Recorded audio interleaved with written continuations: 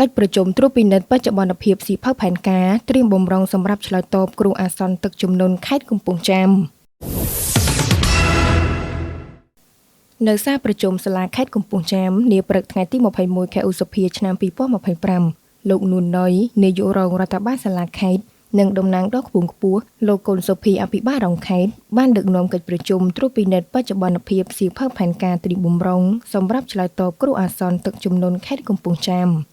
ក្នុងកិច្ចប្រជុំខាងលើនេះក៏មានការអញ្ជើញចូលរួមពីកងកម្លាំងទាំង3ប្រភេទមន្ត្រីអង្គភាពពាក់ព័ន្ធជុំវិញខេត្តនិងតំណាងអភិបាលក្រុងស្រុកទាំង10លោកនួនណុយនាយករងរដ្ឋបាលសាលាខេត្តបានមានប្រសាសន៍ថាគោលបំណងនៃការបង្កើតផែនការត្រៀមបម្រុងសម្រាប់ការឆ្លើយតបសង្គ្រោះបន្ទាន់គ្រោះមហន្តរាយទឹកជំនន់នេះគឺដើម្បីប្រើប្រាស់សម្រាប់ជាជំនួយដល់ដំណើរការក្នុងការគ្រប់គ្រងប្រតិបត្តិការឆ្លើយតបគ្រោះអាសន្នឲ្យមានប្រសិទ្ធភាពនិងប្រសិទ្ធផលខ្ពស់ផែនការត្រៀមបម្រុងនេះក៏ជាផែនទីបង្ហាញផ្លូវសម្រាប់ការសម្រេចចិត្តនិងជាមូលដ្ឋានក្នុងការបង្កើតនៅផែនការឆ្លើយតបគ្រោះអាសន្ននៅពេលដែលគ្រោះមហន្តរាយទឹកជំនន់មួយបានកើតឡើងលោកនាយករងរដ្ឋបាលសាលាខេត្តបានបន្តទៀតថាការបង្កើតផែនការត្រៀមបម្រុងសម្រាប់ការឆ្លើយតបសង្គ្រោះបន្ទាន់គ្រោះមហន្តរាយទឹកជំនន់នេះគឺដើម្បីប្រើប្រាស់សម្រាប់ជាជំនួយដល់ដំណើរការក្នុងការគ្រប់គ្រងប្រតិបត្តិការឆ្លើយតបគ្រោះអាសន្នឲ្យមានប្រសិទ្ធភាពនិងប្រសិទ្ធផលខ្ពស់